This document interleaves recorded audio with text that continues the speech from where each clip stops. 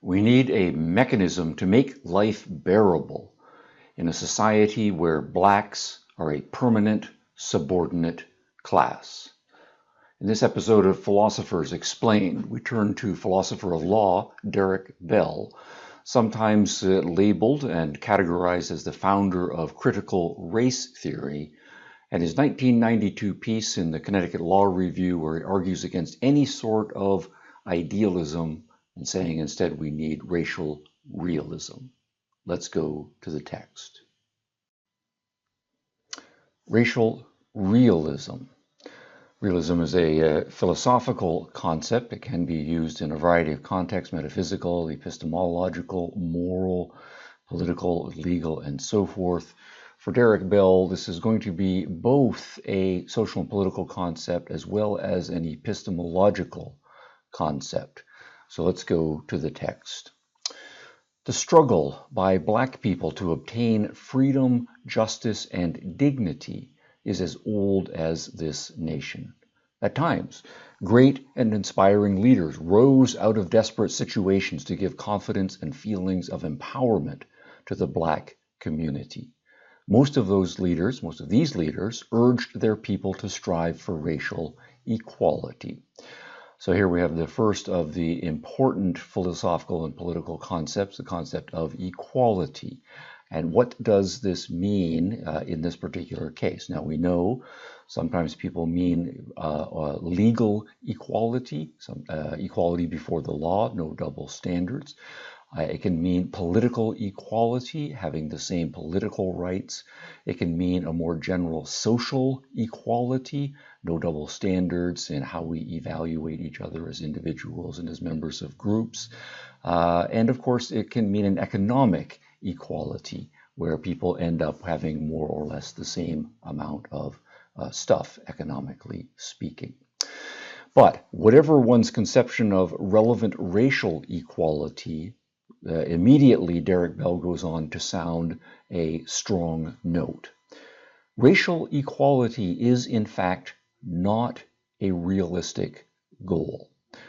So here we have the two concepts of equality and realism, that whatever conception of equality one is striving for, and Bell will define that more precisely, it is not a realistic goal. So the idealism of earlier versions of striving for racial equality, that idealism needs to be set aside in favor of something more realistic. Now, Professor Bell is a scholar of law, and a philosophical scholar of law. So he couches his first part of his analysis in terms of the status of law and how law is used and conceptualized in the American legal system. And here he refers to the legal realists, a school of law from the latter part of the 19th century, more prominent in the early part of the 20th century, saying that what we can do is learn significantly from this approach to the law.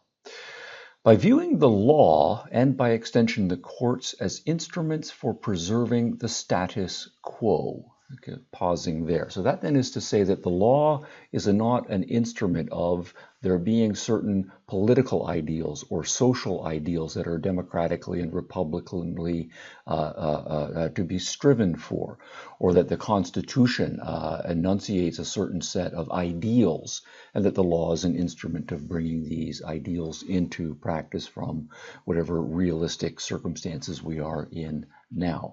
Instead, the law serves the purpose of preserving the status quo, that is to say, keeping things essentially the way they are, propping up or preserving or conserving the existing system. That's a realistic understanding of the law rather than an idealistic understanding of the law. And so what Bell then goes on to suggest is to say that blacks can refine the work of the realists. What we can do as blacks or as sympathizers to the black cause, blacks' focus must be much narrower, a challenge to the principle of racial equality. So it's racial realism versus racial equality. Equality is going to be some sort of unrealistic ideal. And that this new movement then appropriately can be called racial realism. and it is a social or legal and social mechanism on which blacks can rely to have their voice and outrage heard. Now, what more specifically did the legal realists stand for? What was their philosophy of law? And here we get into the epistemological issues more forthrightly. Such influence predisposed the realists to adopt a critical and empirical attitude toward the law. So pausing there. So that is to say critical, that is to say that we're not agreeing with or endorsing or giving the benefit of the doubt to the law currently as it is. We're adopting a critical negative stance with respect to the law, and an empirical attitude toward the law. That is to say, based on concrete facts, concrete observations, more particular data-driven approach to the law rather than a more rationalistic, universalistic understanding of the law. A critical and empirical attitudes toward the law. In contrast to what we will call the formalists, who insisted that the law was logically self-evident, objective, a priori valid, and internally consistent. So let's unpack each of those causes. So the idea that the law is logical and that it's striving to be logical, that it is self-evident or based on self-evident principles, such as, say, the principles of the Declaration of Independence. We take these principles to be self-evident, that certain rights are unalienable, life, liberty, and the pursuit of happiness. They are not, whatever the principles in the law or that the law are based on, self-evident, nor are they logically consistent, that they are objective, right? That is to say that they are reflective of certain facts or certain realities that are not just based on personal feelings or on various sorts of subjectivities, that they are a priori valid, that what we should do is, by the time we are functioning as lawyers, take them as prior principles that we apply when we are doing the law. We're not going to do that. And internally consistent, not that that's either a realistic goal to strive for or a reflection of the way the law actually is. The law is full of inconsistencies, and it always will be full of inconsistencies. Bell goes on in the next paragraph to cite Oliver Wendell Holmes, one of the famous Supreme Court justices from the early part of the 20th century, one of the great opponents and adversaries of legal formalism.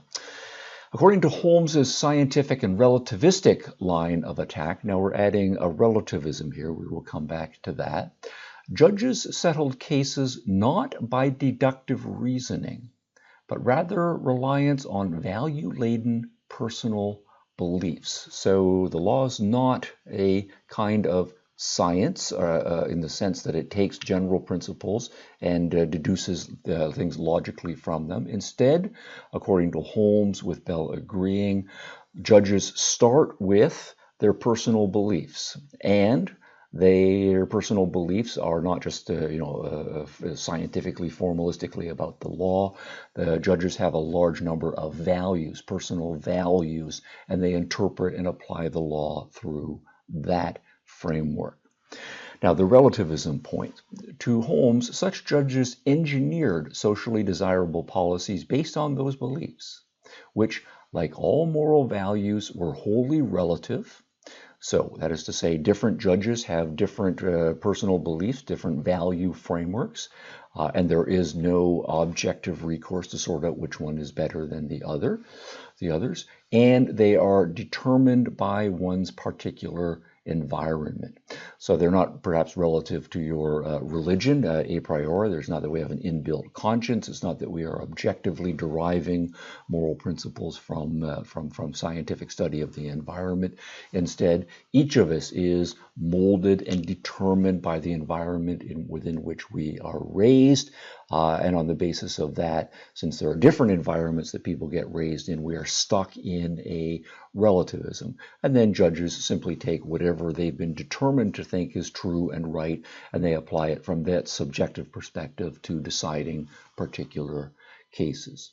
So this realistic, as Bell is calling it, approach to the law rejects the older approach to the law, and as he points out, as a matter of a social and political activist movement, the progressives. The realist notions also were grounded in the view of the progressives during the 1890s. So there's an alliance between the progressive intellectual and social activists and this legal movement, the legal realism. Progressives criticized the conceptualization of property rights being expounded by the United States Supreme Court. So the idea here that property rights should be universal, that they should be objective, that they should be an a priori principle by which we settle legal disputes of various sorts where property rights are in question. Property rights also come under attack from this perspective as well. Creating a remedy based upon the finding of a property right was the court's way of subtly imposing personal and moral beliefs.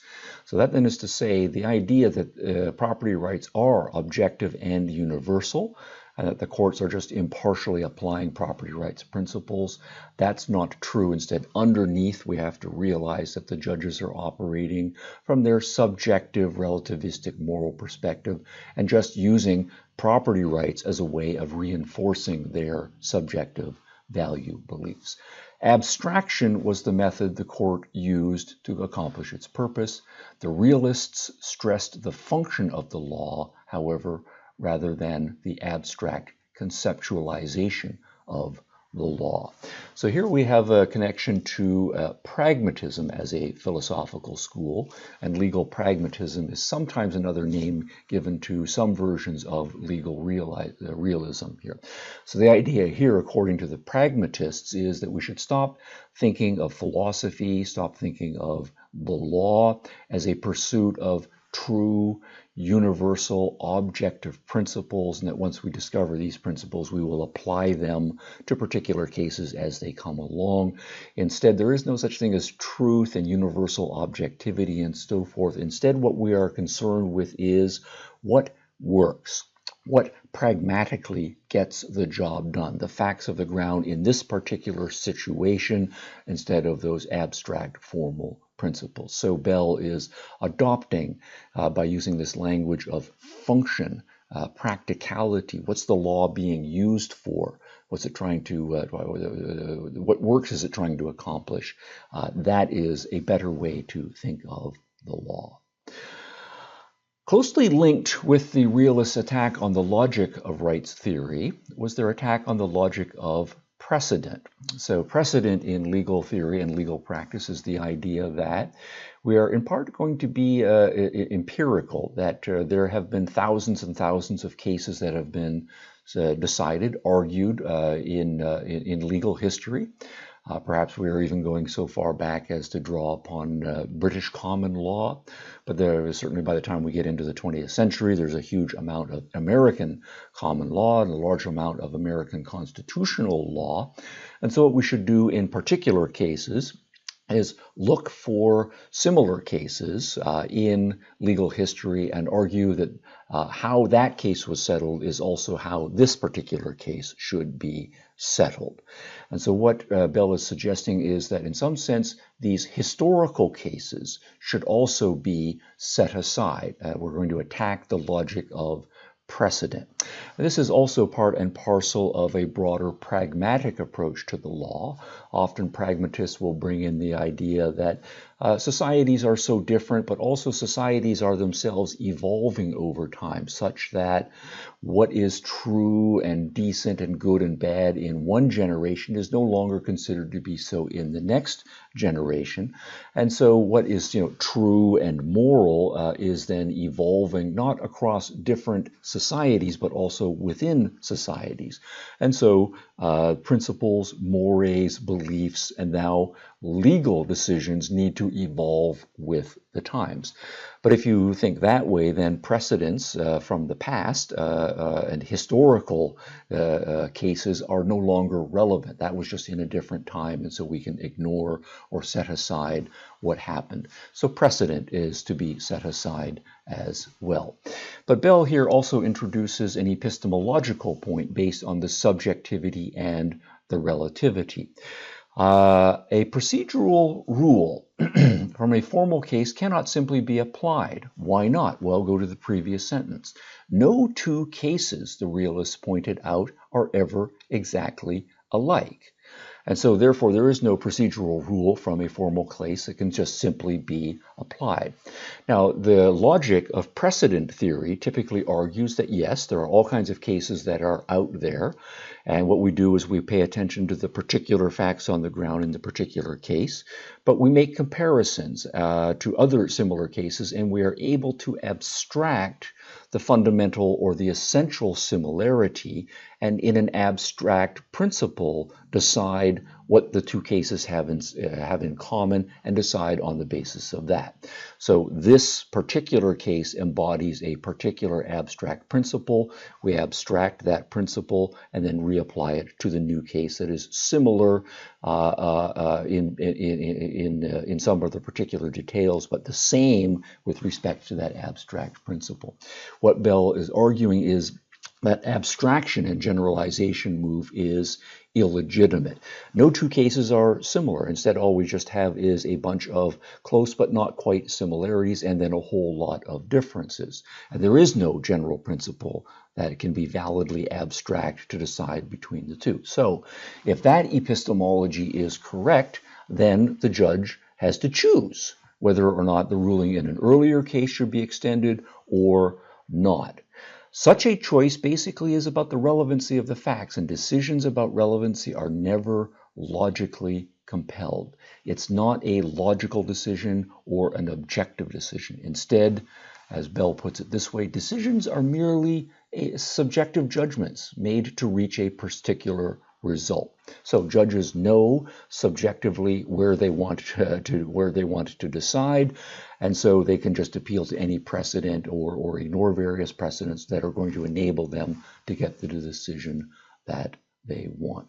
Now, putting all of this together, the realists' critique suggested that the whole liberal worldview, right, so it's the entire liberal worldview, liberal philosophy, liberal politics, liberal economics, including its property rights, and the liberal understanding of the law, that is what is being critiqued and needs to be set aside by this realism. The whole liberal view of private rights and public sovereignty mediated by the rule of law needed to be exploded. So that all gets exploded and then consigned to the dustbin of history.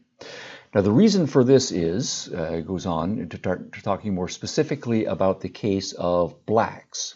Abstract principles lead to legal results that harm blacks and perpetuate their inferior status. If we have these abstract principles about objectivity, universality, and so forth, those are not ever going to work to the benefit of blacks. In some sense, they smuggle in or they explicitly build in a bias against blacks. Racism provides a basis for a judge to select one available premise rather than another when incompatible claims arise. So if the judges themselves have any element of racism, implicit racism, explicit racism, and so forth, that racism is a part of their subjectivity, and they can then just use that formalism to choose what precedents or choose whatever principles they want in order to reinforce and reapply their racism to the detriment of blacks. Now, Bell goes on to use a famous case from the 1970s, an affirmative action case, Regents of the University of California versus Bakke, to illustrate his point here. Now, in this case, Bakke was a young man who had graduated from university, and he applied to the medical school the University of California at Davis, and he was denied for 2 years running. The argument that Bakke and his lawyers made was that the University of California had a certain number of seats available to incoming students, 50 in the first year and 100 seats in the second year, but they had set aside a certain number of seats, 16% of them, that were reserved for people who were in a disadvantaged position racially or economically. And what Bakke and his lawyers argued was that he, as a not a disadvantaged individual and as a white person, was excluded from consideration from those 16% of the seats. And so that it's basically because of his race that he was excluded. And he went on to argue that, in fact, all of the people who were admitted into those set-aside seats were members of racial minorities, and no member of the racial majority ever was considered or admitted to that. So he argued that that's a kind of racial discrimination. But the University of California is a government-funded school. It's a part of the state apparatus.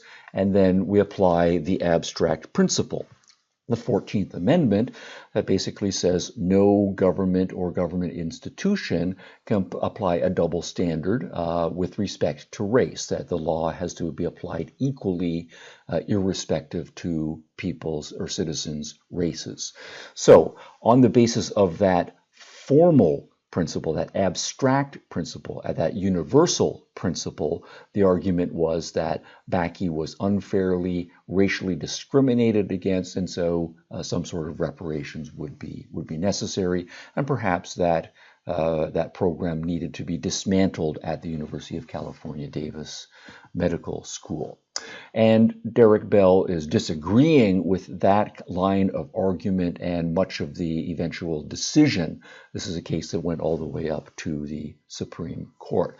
That instead, as Bell wants to argue, instead of talking about universal principles, abstract principles, about race-neutral principles and so forth, that we need to be empirical, we need to look at the facts on the ground, we need to ask what that kind of formalistic principle would be reinforcing, and what he wants to argue is that it's just going to be reinforcing other forms of racism and many forms of racism that come out and explain the disproportionalities in the statistics about black accomplishments. So he goes on to argue in this larger highlighted section.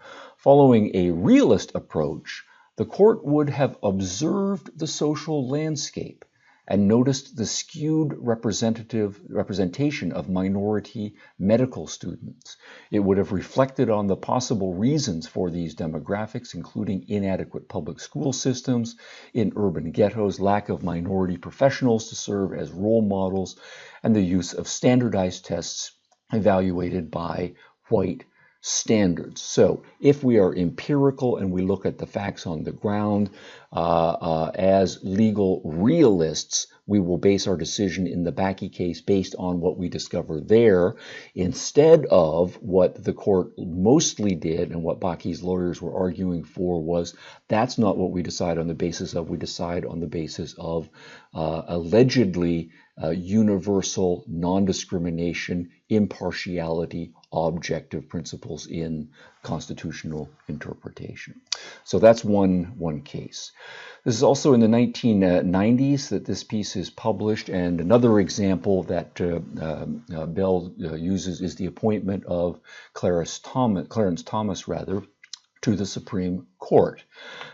Justice Thurgood Marshall had retired, and he was a black justice, and he was replaced by another black justice, Clarence Thomas, in a very contentious confirmation hearing. And the point that Bell wants to argue is that the legal philosophies and the political philosophies of Thurgood Marshall and Clarence Thomas are dramatically different, and that it is an outrage that someone like Clarence Thomas was appointed to the court based on his approach to the law. And he has some strong words here, that this is a deep insult The choice of a black like Clarence Thomas replicates the slave master's practice of elevating to overseer and other positions of quasi-power those slaves willing to mimic the master's views, carry out orders, and by their presence provide a perverse legitimacy to the oppression they aided and approved. So what we have then is, in this very strong analogy, is going back to slavery times, where we have white masters and black slaves, and they are obviously in a master-slave, oppressor-oppressive injustice relationship that is brutally maintained. But what the white masters then will do is find some black slaves who, if you dangle some goodies to them and give them some gentler treatment, are willing to go along, and they will elevate them to the position of the overseer. And so those new black overseers then are selling out, traitors to their own race, and they have gone over, so to speak, to the enemy. So the argument here, by analogy, is that Clarence Thomas is just such a sellout, that by adopting the legal philosophy that he does, he is adopting a legal philosophy that, in effect, perpetuates the racism that is in part descendant from slave-holding times. The decline of black people is marked by a precipitous collapse in our economic status and frustration of our political hope. So again, we look at the statistics, and these are the facts on the ground that Bell thinks we should be focusing on, not the legal formalism. And so we reach this conclusion. And he puts it in italics to emphasize the importance of this section. Black people will never gain full equality in this country. So what we have here is a denial that there has been progress, or that there has been sufficient progress, or that whatever progress we might grant has been achieved in the past, things have now stalled out. And it's at this point here that we should give up on any sort of idealistic belief that we can continue to make progress, and certainly not progress to the stature of full equality. So, racial realism, the new label, this mindset or philosophy requires us to acknowledge the permanence of our subordinate status. So a very pessimistic conclusion reached, reflecting upon American social, political, and legal history. Now, he goes on to consider that possibly there have been some progresses made, or apparent progresses made. How can we be so pessimistical and perhaps even cynical in the light of that progress? Well, despite our successful effort to strip the law's endorsement from the hated Jim Crow sign, so after the successful elimination of slavery, and the constitutional amendments to enshrine equal rights as in the Constitution, there was nonetheless, for almost an additional century, particularly in the South, double standards in the law, and these double standards that worked against blacks are typically called Jim Crow laws. And so after slavery was eliminated, there was a long battle, and eventually the Jim Crow laws were stripped away. But what this just means now, according to Bell, is that, quote, contemporary color barriers are less visible, but neither less real nor less oppressive. So there is just as much oppression now. There is just as much real racism now as in Jim Crow times and perhaps earlier time. We have not really made progress. But of course, whites want to believe that they make progress, or they want to have a cover story that allows them to say that we have made progress. And so they appeal to that sort of history. The very absence of visible signs of discrimination creates an atmosphere of racial neutrality that encourages whites to believe that racism is a thing of the past. But of course, they are wrong. It's not. And it's just as bad as it was in the past. It's not any less oppressive. The current condition of most blacks provides support for this position. There's very little effort to discredit the shocking disparity contained in these reports. And so here Bell is referring to various sorts of social studies, demographic studies about accomplishments broken down by race in all sorts of areas. Educational attainments, literary attainments in various professions, in politics, economically, and so forth. Instead, or rather, what those reports show is, from Bell's perspective, that blacks, on average, still are very low, and they are not going to gain. Now, there are interesting debates over how to interpret those reports. Some of the interpretations want to say, well, that's just to take the average. But one way of looking at the average is to say that actually there are a significant number of black Americans who have done very well and climbed to the top of various professions and so forth. There's a substantial number of people who have worked their way, black Americans, into the middle class. But in fact, there is a significant number of blacks who are still in terrible circumstances, and in such terrible circumstances that they are bringing the overall average down. So do we have a more nuanced breakdown of the various stratas within the black community, or do we take the average? And certainly the average statistics make things look pretty bad. And given the disparities, how do we interpret the causes of those remaining disparities? Is it racism? Are there other factors at work that we can address, or should we say it's not really those other factors, it really is just the racism? Bell is going to push that it is largely or primarily or at least fundamentally due to the racism. And what this means is that we have to get past that naive idealism of most of civil rights theory. And this is the next paragraph. Statistics and studies reflect racial conditions that transformed the "we have a dream" mentality of the 1960s into the trial by racial ordeal so many blacks are suffering in the 1990s. So here what we are doing is going after the Martin Luther King Jr. understanding of civil rights and how to be an intellectual and an activist with respect to advancing civil rights. Derrick Bell is arguing the Martin Luther King approach is wrong, fundamentally flawed. That idealism, that we have a dream, that we can come to learn to judge individuals as individuals by the content of their character, and so teach all of ourselves to strive for a racial equality of standing. Derrick Bell argues pessimistically that is an entirely flawed philosophical approach, and that rejecting that as a philosophical approach has to go hand in hand with rejecting it as a legal approach. Traditional civil rights law is highly structured and founded on the belief that the Constitution was intended, at least after the Civil War amendments, to guarantee equal rights to blacks. And Bell is going to argue that was not the intent, and that is not the results. Nearly every critique the realists launched at the formalists can be hurled at advocates of liberal civil rights theory. So we're not liberal, we're not advocate of equal civil rights, we're not advocates of the Martin Luther King Jr. approach. All of that is to be set aside. And here we have a list of liberal civil rights theory principles. Precedent, rights theory, objectivity, all of those, we set those aside because they are merely formal rules that serve a covert purpose.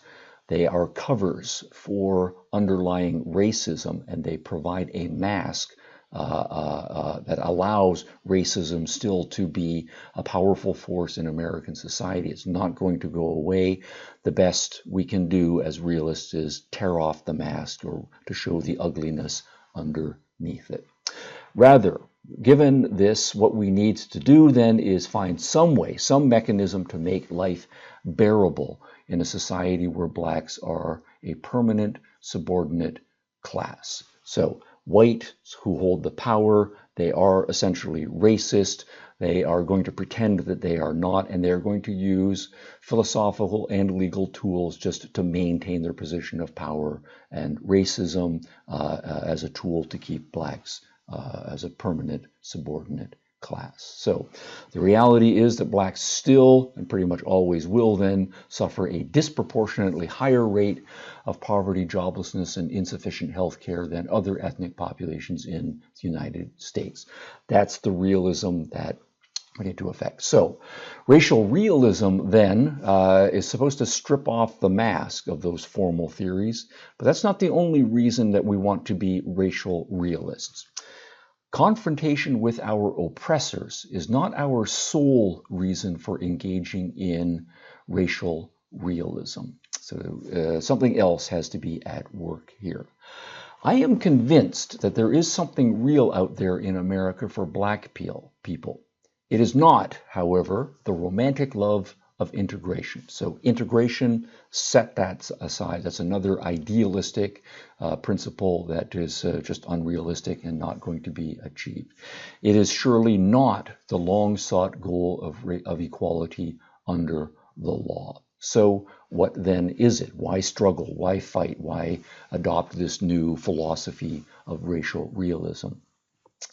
We must realize, as our slave forebears, that the struggle for freedom is, at bottom, a manifestation of our humanity that survives and grows stronger through resistance to oppression, even if that oppression is never overcome. So the choice that blacks and sympathizers toward black Americans have is they are oppressed, they are never going to improve their condition. We can accept that and then give up. Or we can recognize that that is the reality, but we can fight against it even though the fight is never going to be successful. And it's only in keeping up the fight, even the tragic, doomed fight, that we will retain some measure of our humanity. He gives a charming, poignant anecdote saying that back when he was a young man, he met a woman, an older woman, Mrs. Biona McDonald, one of the organizers of a rally, a protest. And then he said afterwards he was walking with Mrs. Biona McDonald, one of the organizers, up a dusty, unpaved road toward her modest home. I asked her where she found the courage to continue working for civil rights in the face of intimidation. That included her son losing his job, a local bank trying to foreclose on her mortgage, shots fired through her living room window. Why not just give up? Why not take a lower profile? Why be out there fighting and protesting when it's not going to have any chance of success? Her answer, Derrick, she said slowly, seriously, I am an old woman. I lives to harass white folks, unquote. Now, Bell wants to argue there's a general lesson about philosophy, about humanity, about strategy of race realism embedded in this anecdote from Biona McDonald. Rather, she recognized that, powerless as she was, she had and intended to use her courage and determination as weapons to harass white folks. Pausing there. So notice we have to move past the idea that somehow racism is a bad thing, that we can all learn, and that we should all be able to get along with each other, live and work, and perhaps have friendships and perhaps even marriages, so that ultimately human beings can all be on the same side. Instead, it is a racial conflict, perhaps it is even a racial war, and in that social circumstance, one needs weapons. And in this case here, it's a racial weapon to harass. That's the strategy. Harass people who are of the other races, particularly in the more powerful races. Mrs. McDonald did not even hint that her harassment would topple whites' well-entrenched power. Rather, her goal was defiance. And then Bell wants to generalize that in conclusion. Mrs. McDonald understood 25 years ago the theory that I am espousing in the 1990s for black leaders and civil rights lawyers to adopt. If you remember her story, you will understand my message.